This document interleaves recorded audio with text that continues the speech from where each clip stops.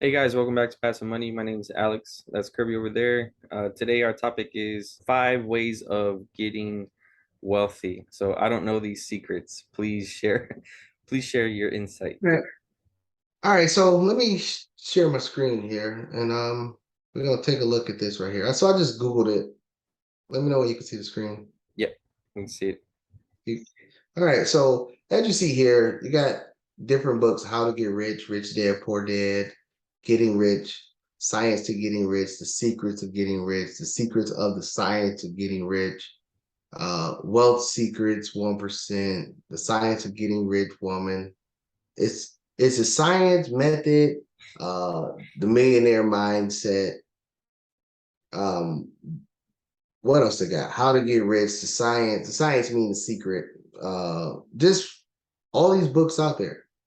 All these books out there. But the key here is it's only really two things. Is they're selling you the cover. They're selling you the cover. The cover is to make you believe that there is secrets. They're making you believe that the rich has some formula, some magic thing that's out there that Yeah. you don't know or you can't know unless you buy the book. But the truth is, and let me stop sharing my screen because all right. But the truth of it is this: there is no secret.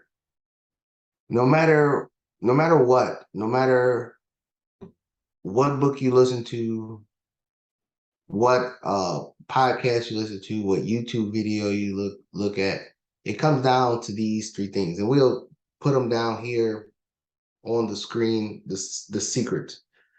The secret is not secret at all. It's the same thing over and over and over and over again. It's just regurgitated over and over and over again. You heard it from your grandmama, your mom.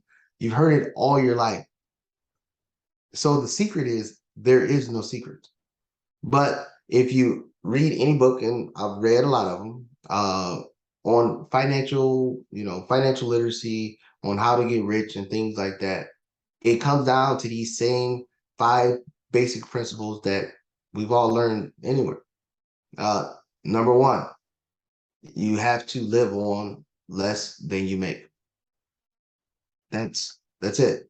The number one thing you have to live on less than you make. You can do it one or two ways. You can have a job, and then let's just say you have a job and you bring in $2,000 a month, and you make sure your expenses is only $1,500 a month.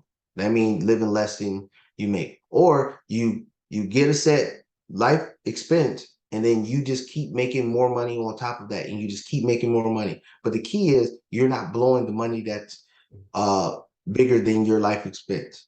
That's it. So live on less than you make. I don't care how much you make.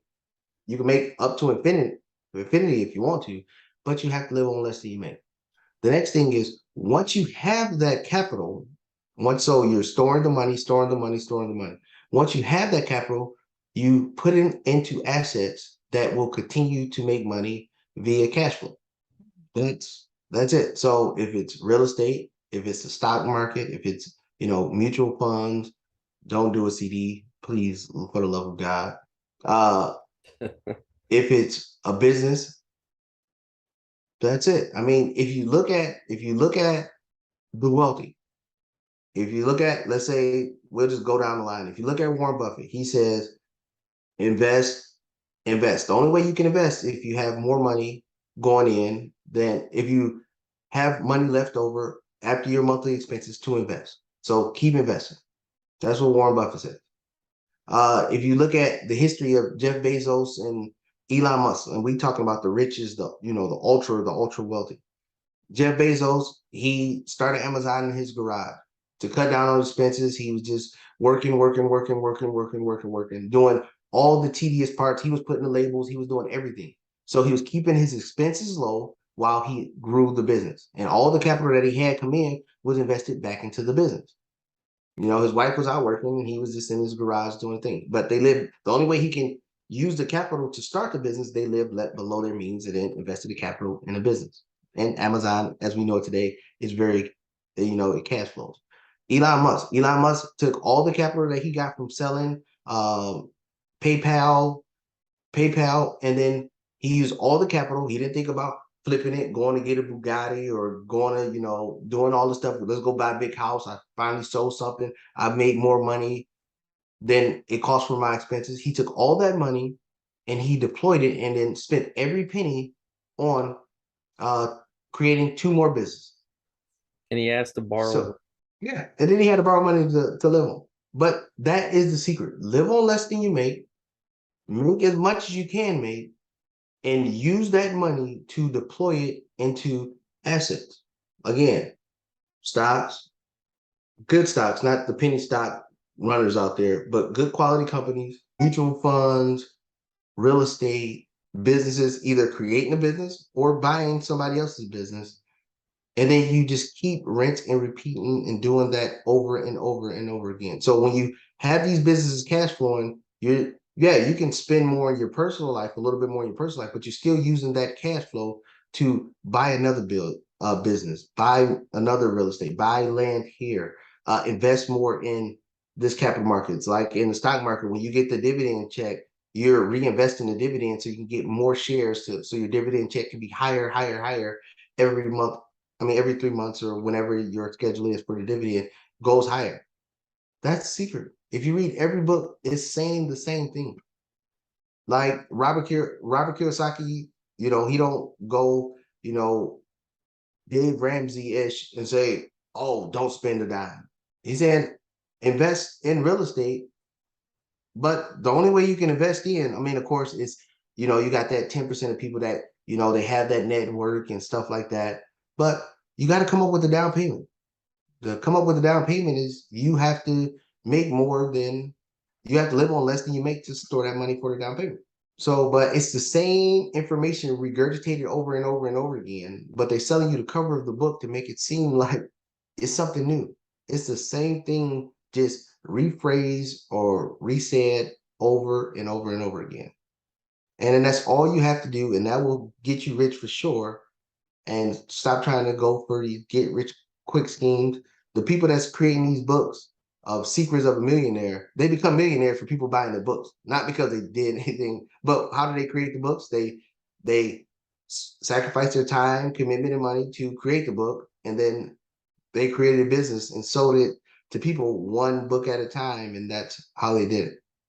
So that's the secret right there. I know we said five secrets of becoming a millionaire, but I think I only gave you three. But it's the same information, just regurgitated over and over and over again. Right, right.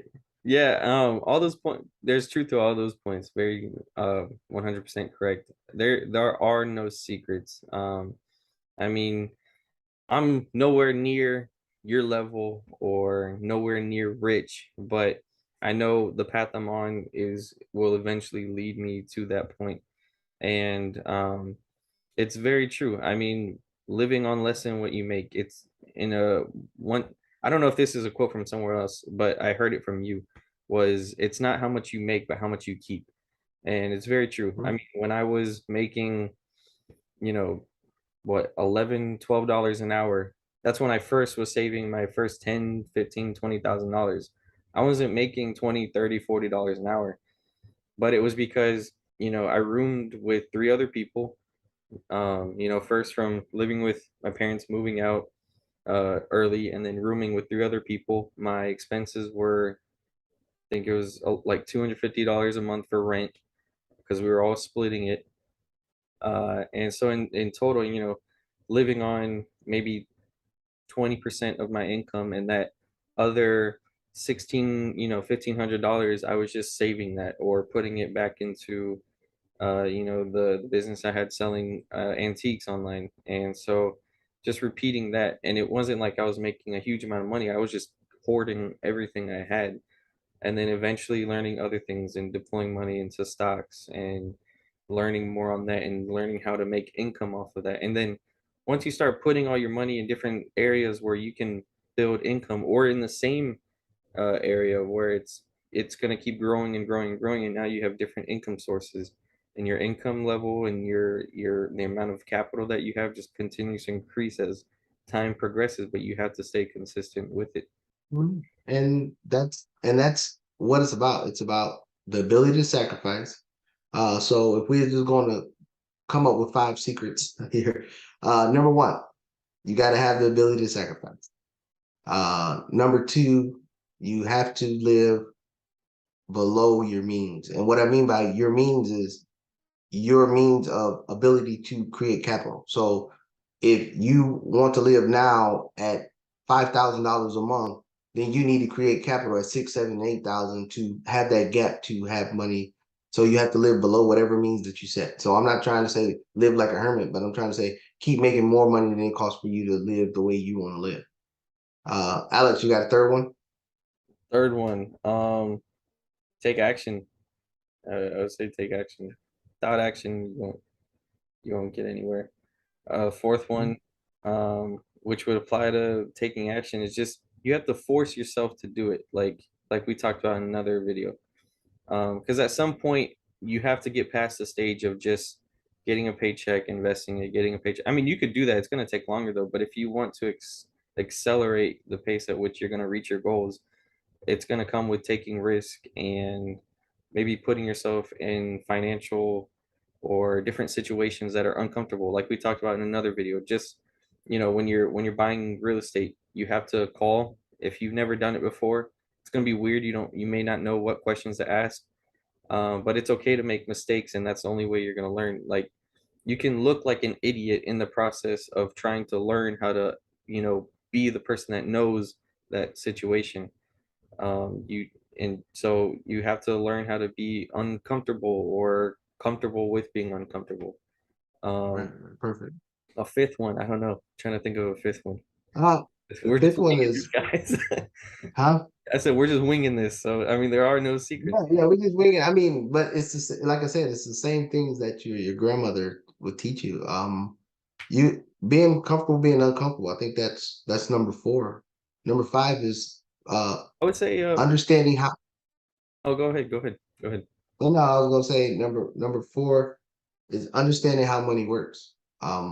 Just understanding how money works, understanding how the business cycle works, understanding how the different financial markets work, the financial literacy of it, and understanding how banks work and how you can use them to your advantage or see when they're in a disadvantaged position that will benefit you. So financial literacy is is very important. And you can't learn that in school. You have to learn that by studying different aspects. And the reason why we saying it's a secret and we're just winging it here just to make it look like it's some big secret is in this technology age we live in, it should be nothing that's off limits as far as you gaining the information to what you need. But financial literacy, it is people that's out there. It's of course it's some douchebags out there just talking out their ass about finances, but it's people out there that really know what they're talking about. And they're giving you the insight uh and the wherewithal to make you benefit and do good things in your life. So if we're gonna come up with the four, you came up with four that said be comfortable being uncomfortable. Five would be financial literacy. And then I'd say six is keep repeating steps 1 through 4 I would over and say, over and over again. I would say also learn what real money is. I think, like the new Right. generation with, maybe, all the rappers and like all the people that show off their money, like it's when people show off their riches, it's always they're pointing to the house that they live in, the car that they drive, and then the cash and all the jewelry. Like depreciating assets or liabilities. Like, if you can learn what real assets are, like you said, like learning what your or listening to what your grandmother said or the old people will always say, oh, like if you listen to them, they'll always talk about cash isn't like, it's just paper, it's not worth anything. So like question that, Mhm. what can you actually put that money into? And it could be cash flowing real estate, or it could be company stock, or it could be like people say gold and silver. Gold and silver is not going to produce you cash flow, but it maintains an actual value. For me, it wasn't just saving money to hold a cash reserve to finally learn how to invest it, but it was also buying inventory. And I was buying inventory that actually held its value, like antiques and stuff. There's an actual commodities market for that. There's investors, so to say, or collectors that will buy those antiques, put them in museums. There's a ongoing market for that, and those items increase in value. So learning to, instead of, you know, changing your time for money and then putting into something where you're going to lose that value, you're going to lose that money as soon as you buy it, buy things that will maintain its value or appreciate in value. Right.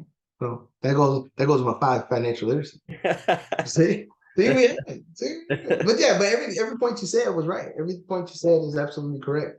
So uncomfortable being uncomfortable, financial literacy, and then again, six is just repeating it. I say repeat it because you're gonna have to do it over and over and over again. If you want the wealth that people want these days, you just got to keep doing it over and over again. You got to keep making sacrifices.